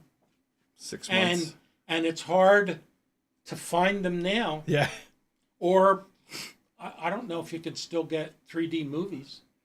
Yeah, they made a bunch. My God. Yeah. They had a hell of a time changing the all of the rigs up to they just had to double all the rigs, but I remember the hardest part was getting them close enough together. You can't just put the 2 lenses 2 feet apart. They have to be the same idea. Right.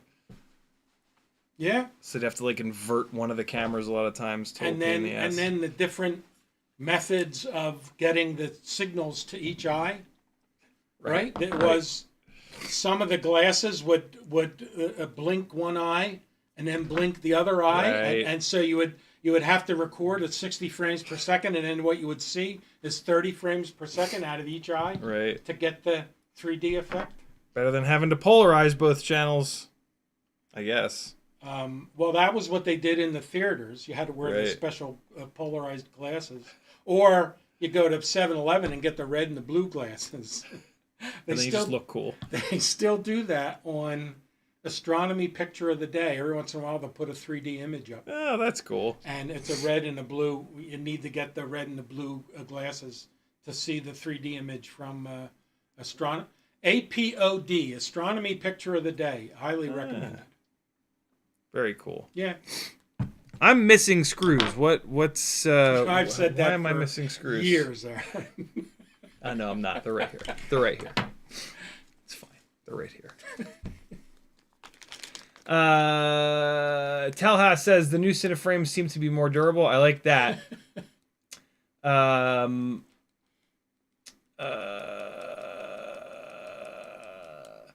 Capital C says I had a quadraphonic stereo growing up. Uriel says they never won from tube amplifiers. Oh. Now tube amplifiers were... I fixed a lot of tube amplifiers at Audiolab, but the only ones that we sold at that point in time were Macintosh tube amplifiers, very expensive amplifiers. We didn't sell many of them.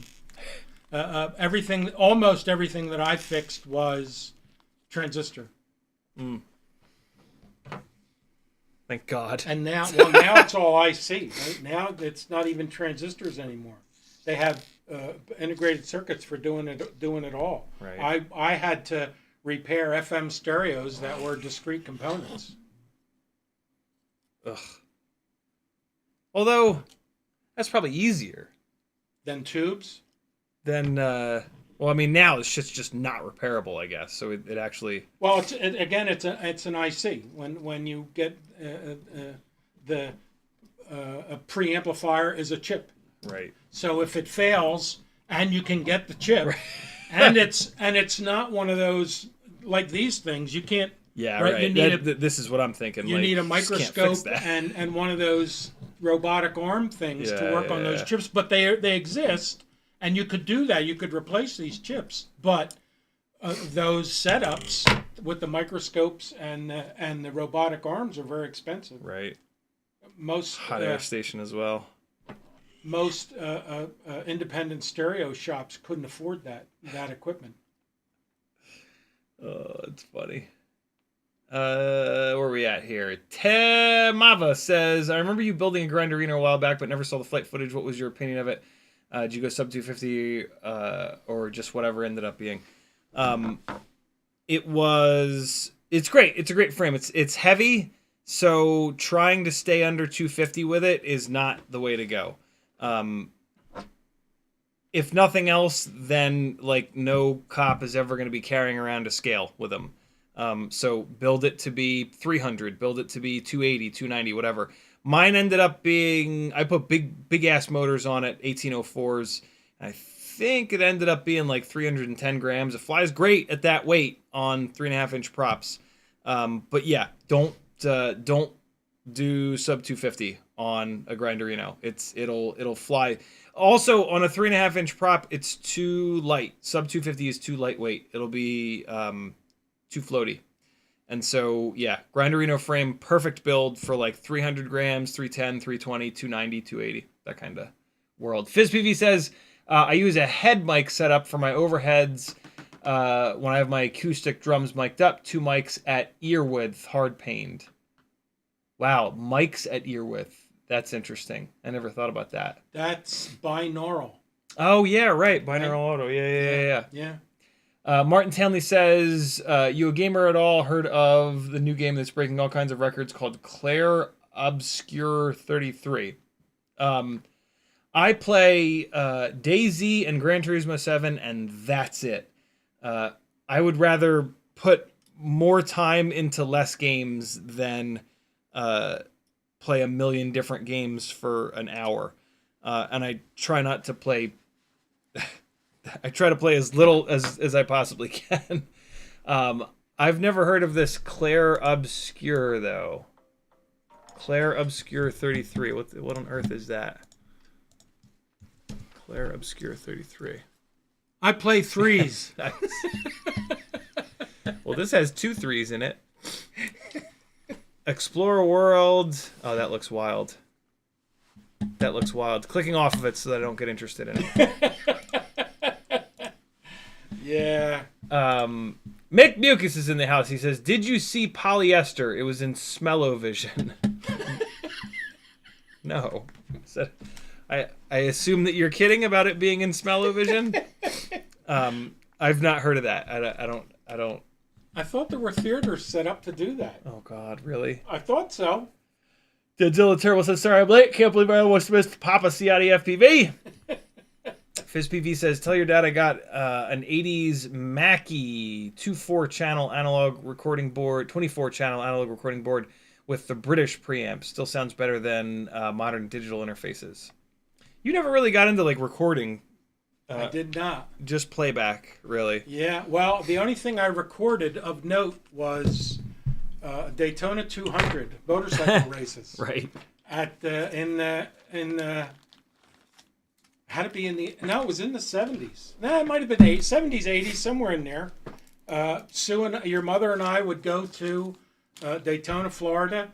I believe it was March the 1st was when the Daytona 200 motorcycle races, we would sit in the infield, and I had a sunroof on my van. I'd take the 2 microphones and set them up on the roof of the van, and I had a Nakamichi portable cassette deck that I recorded motorcycle races. Huh. It was interesting, boring, but interesting. Kind of the same sound over and over and over again. Yeah.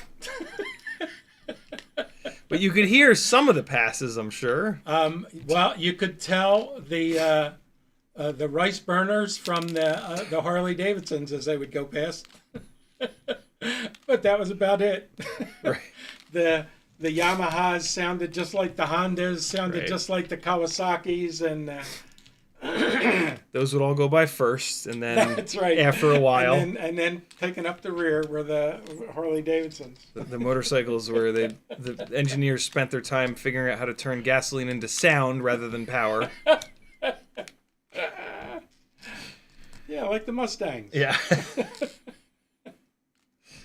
Ain't that the goddamn truth? Uriel says, "Be careful of Candy Crush." No Candy Crush. Yeah. No phone game. Phone games bad. Yeah.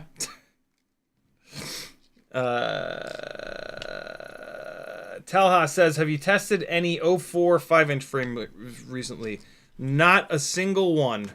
But they're usually just regular 5-inch frames converted, right? So it should be fairly straightforward in terms of trying to pick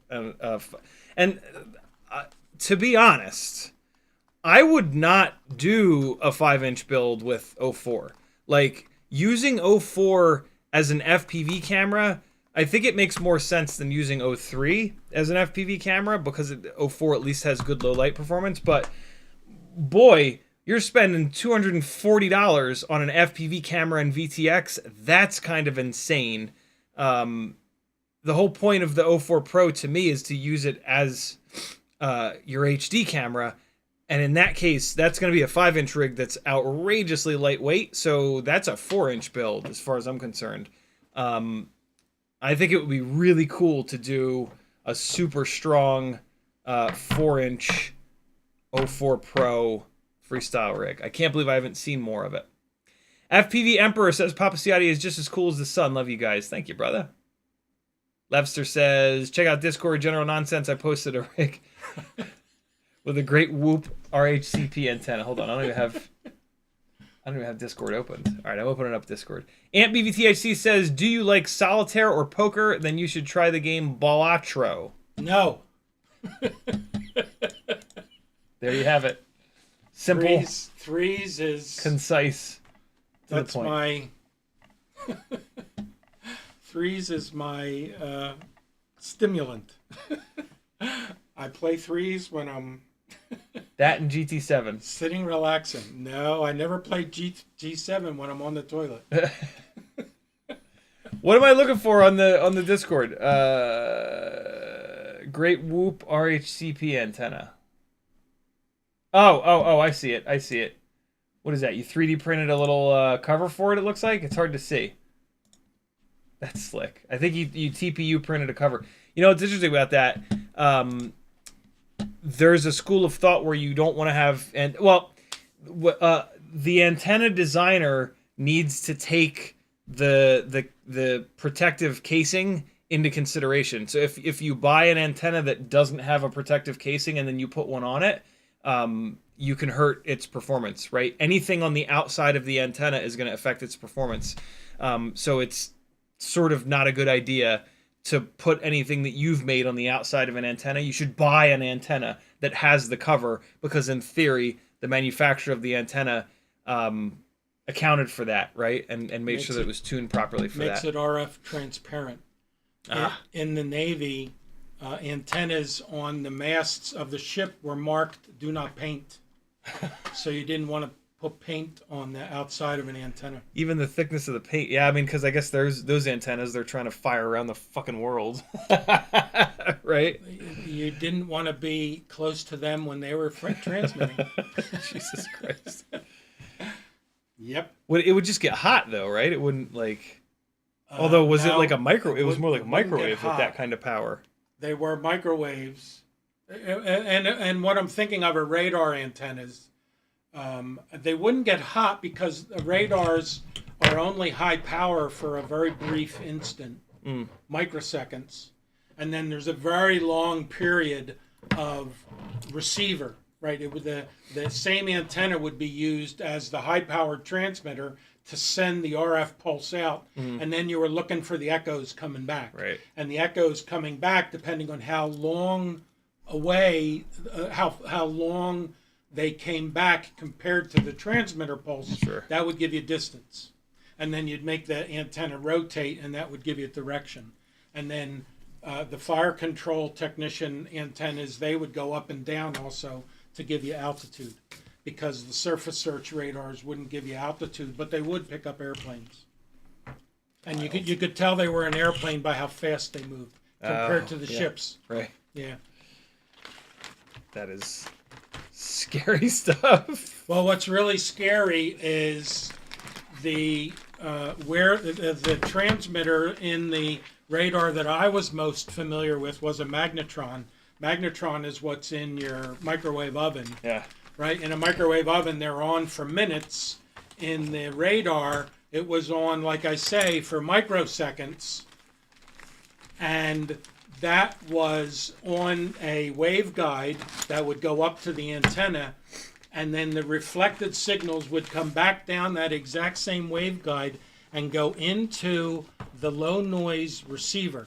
Now, how the hell do you connect a high-powered transmitter and a low-noise receiver to the same antenna and not blow out the input circuits on the receiver every time the transmitter fired? An amazing bit of technology. And they would do it with spark gaps. So when the transmitter would fire, a spark gap would arc over, and that would protect the receiver input circuits from the high-powered transmitter output.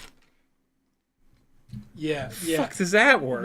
When you talk about antennas, that's what I'm thinking. I'm thinking waveguides and radars and wavelengths, right? Because the spark gaps work because of the wavelengths of these microwaves. Wow. And you had to put the spark gap in the exact right position so that when it arced over, a full wavelength away from where the spark gap was firing was where the input circuit to the receiver was. Because, right, you're talking about sine waves. So when you're one wavelength away from a dead short on a waveguide, which is what the spark gap was doing, then one wavelength away you had no input signal. So the spark gap would fire every time the radar would pulse. And that was it was audible how often it would pulse. It was probably 30 times a second, maybe 60 times a second. Wow. Yeah, it's. What did it sound like? It was like buzzing or? Well, if you had a radio nearby, it would be buzzing. But if you didn't have a radio on, you couldn't hear it. It was silent. Jesus. Mainly because it was all enclosed in metal, right? We're talking about high-powered microwaves, so you had to worry about X-rays being generated in the circuitry that was creating all this power. What? So everything was shielded for X-rays, and it's pretty easy to shield for X-rays.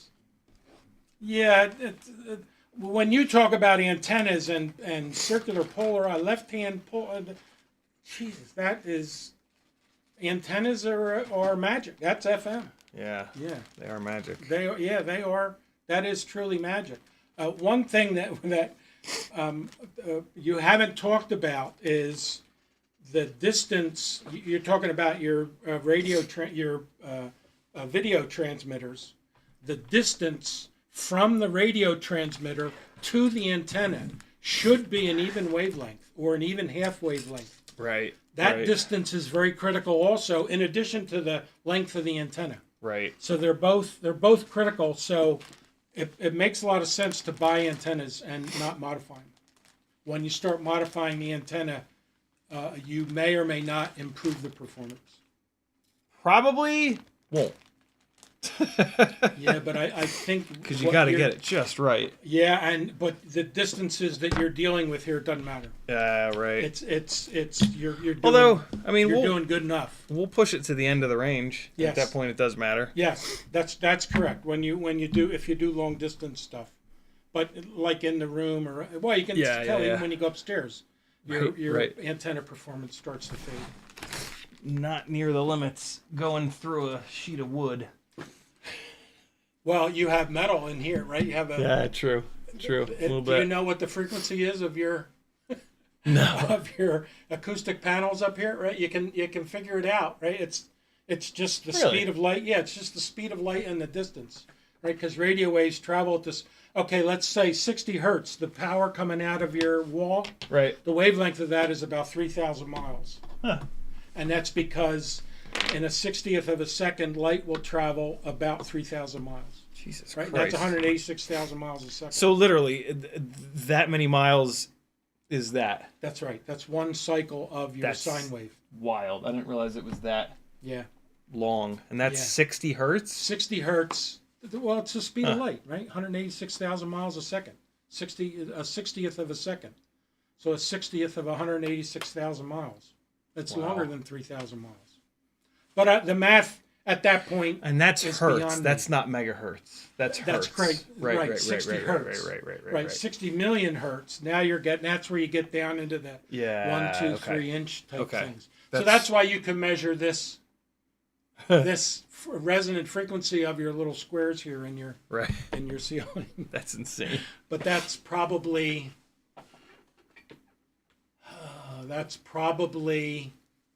like 50 megahertz, right? Because you can think of your car antenna. Oh, right? yeah. And your FM radio in your car. That's another. If you're going to try to do the math in your head, that's a place to start, so you don't get headaches, or you don't make your eyes bleed, or nosebleeds. Hey, I've bolted down a bunch of motors. We're going to stop there. I'm going to fly a couple of batteries. I told you I wasn't going to do much in terms of the building tonight, but it's I got a little bit of time. It's my fault. FizzPV says Pops is correct. EX BM3. What the hell does that mean? BM3?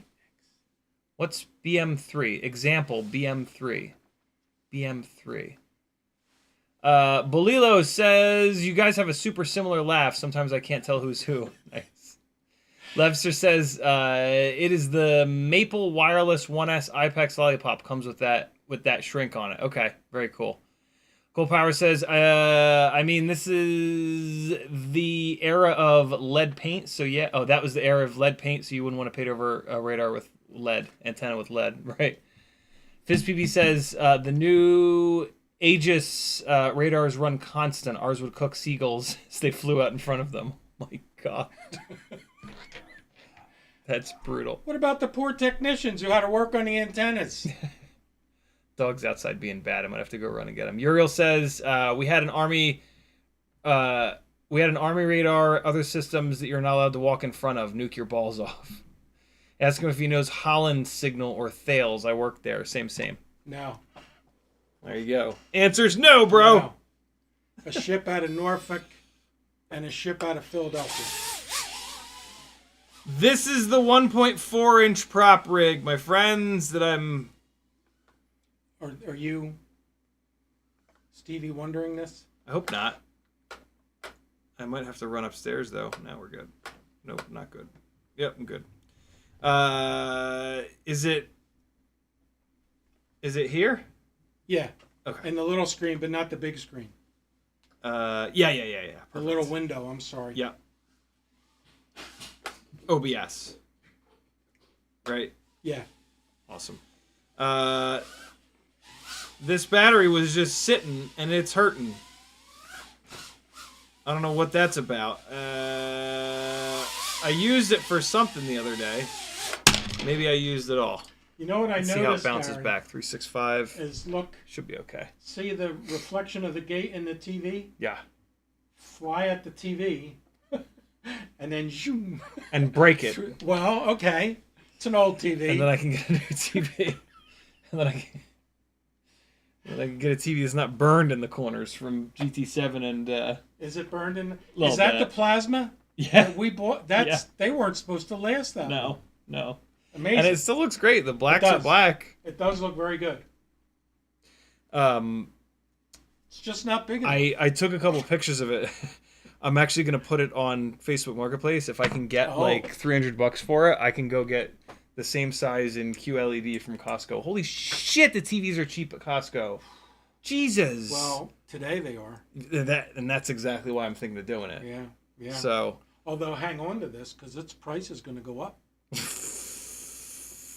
Right? When the TVs that's annoying. Double and triple in price. Yeah, right. Yeah. That's annoying. Yeah. But true. Yeah. And just slide it back on the counter and put the new one in front of it. Right. Maggie will never know. Nobody will ever know. Unless she watches this stream. Yeah. She won't. There you go. We're safe. This thing is getting hairy. I can tell that I've been flying it a bunch because it's getting hairy. All right, here we go. Here's a properly charged battery on this guy. It's not my hair. Yeah, it's true. It's always purple or red or blue or green. Okay. Here we go. This is a Beta FPV Air 65 version 2. 0702, 27,000 kV motors on the Meteor 65 Pro frame. With the Gem Fan, the newish Gem Fan biblade. 1.4-inch props. If you don't first succeed, try again. And again, and again. And again! I'm super happy that... Oh, God. That 1.4-inch... The 0702s are enough motor for 1.4-inch props. But... the only thing that kind of sucks about this build is the frame. The Meteor 65 Pro frame. It's just not great. Look how much bouncing I'm doing at the bottom of these dives because this thing makes really good power. That's interesting. I can't say that's ever happened before. It's stuck in the middle of a gate. It's stuck in between two gates. That's insane. I've never had it get hung that evenly before. Oh my God, Maggie! There was almost a... We're coming up. We're almost done. Okay. There was almost a workplace accident. A workplace accident? Oh God, no. There was almost the first Now you're on your side again. CiottiFPV workplace accident. Alongside your PlayStation 3, 2. What? Stop. Thank you! Oh my So god. that's twice you hung it up vertically. Yeah. Let's go upstairs and assault everyone. This battery's almost done. So, Gangly Gang. There's my mom.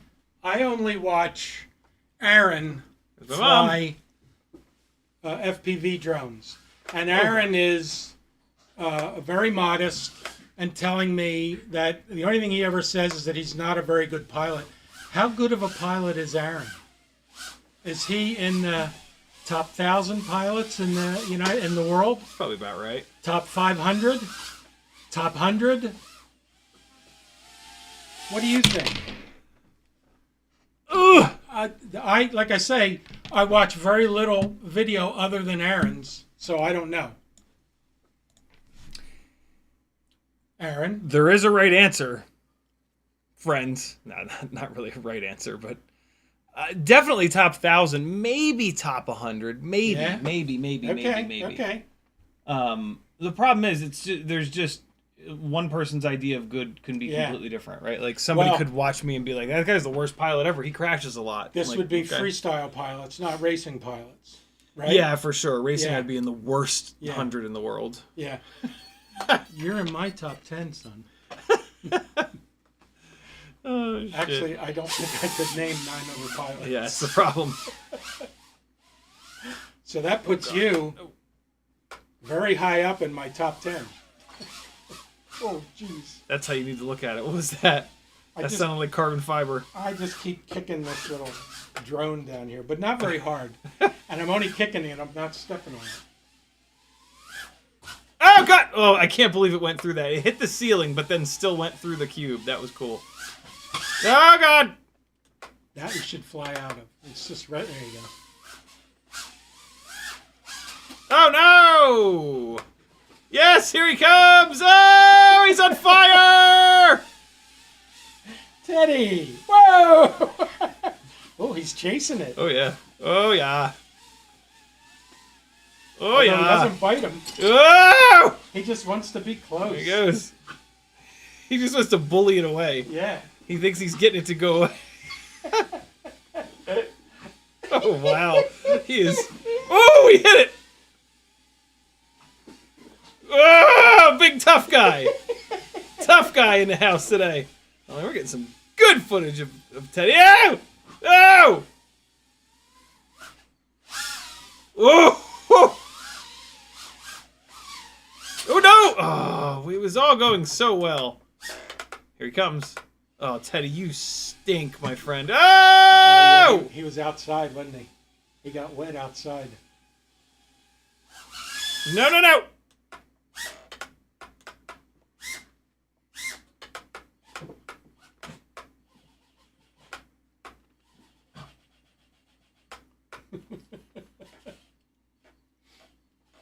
He lost interest. Oh, God, he's so angry. He's so aggressive. Teddy! Teddy! Be more aggressive. It's great. Oh, boy. Now he's running away. You cannot escape. He's had enough. Cannot escape, little dog. Oh! Is he ever going to bite one? It got stuck in his beard not too long ago. Ooh, that would have hurt. He didn't seem to care. Oh, okay. I don't think he has nerve endings. Eh? Oh, God! I hit the thing and then went back towards him. Uh-oh.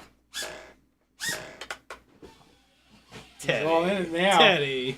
He's all on it now. Teddy. Teddy! Oh, did he grab it? He's like bumping it. Yeah. Oh, for God's sakes. I'll just grab it. No, I won't. Oh! He That did hit bite his tooth. He did it. Good dog. Keep doing it. It's funny. 2 minutes and 30 if you hover for a while and let the dog attack you. What's more fun? What is this? Half a chicken? God. His toys are in quite the state. All right, one more battery, friends. Thanks for hanging out. CiottiFPV.com to support me. Any last second questions for my dad? Ask him. Denzel the Terrible says, so do I need to put X-ray shielding on my long-range antennas? No, you're good. You're good. Now, vacuum tubes and high voltage. That creates the X-rays. FizzPV says, was on the USS Arleigh Burke, DDG-51 out of Norfolk in the 90s. DDG-6, the USS Barney in the 70s. Is that what you were on? The DDG, yeah, USS Barney. No way. And then the USS Hank, I don't remember the designation. That was a DD. That was a Fletcher-class destroyer, World War II destroyer. That was sold to Argentina, and I believe the British sunk it out off the Falklands. Oh my God. The USS Hank. Rest of that chat is on you, Father. Okay. All right. I can get close enough to read it.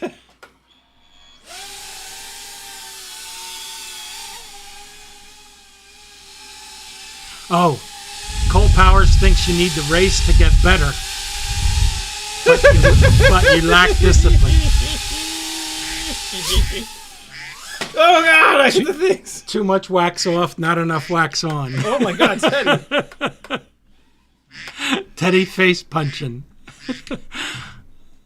He's a great pilot. A great pilot knows how to build and repair. Okay. Oh God. Which Fatsharks do you use? These are HD2s. No, these are HD3s. The HDOs are great. The HDO2s are great. That's what he wants, HDO2s. But these HD3s are cheap. You can get these for not probably $50, $100 less than the HDOs. And with analog, you're not going to really tell a difference. FizzPV was a deck ape. What the fuck is that? That's a bosun's mate. Oh, he was swabbing decks and chipping paint. Oh, Drozen, my pleasure. This is always a thrill when I get to be on here with my son. Yeah. It's a real treat. Maggie is currently carrying me around. Yeah. And we're headed off tomorrow. We're headed back to New Jersey. So we won't be back here till December. But hopefully I will be back on a stream in December. God willing. God willing. I don't believe in that shit. Sorry. Oh, I hit Maggie and it stuck to her shirt. Teddy's freaking out. Teddy loves it.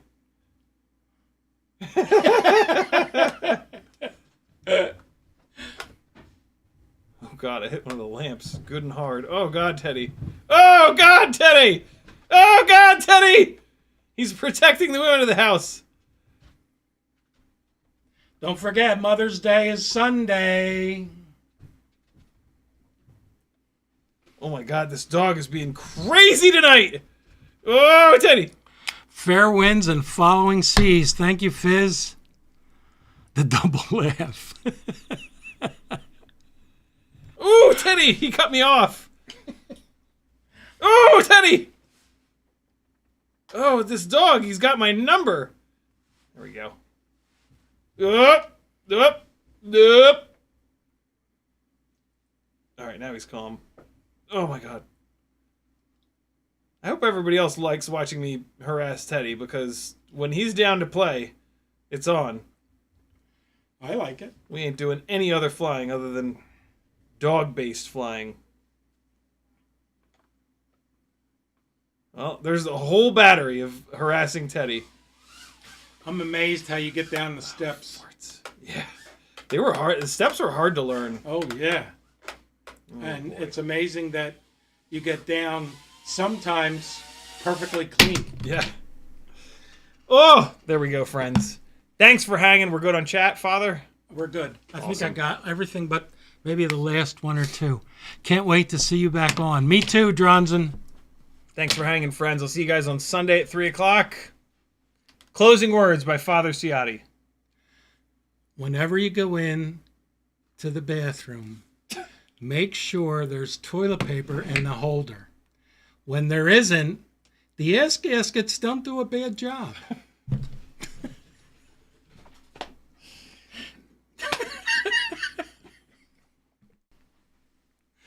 Hold on, I don't have anything ready.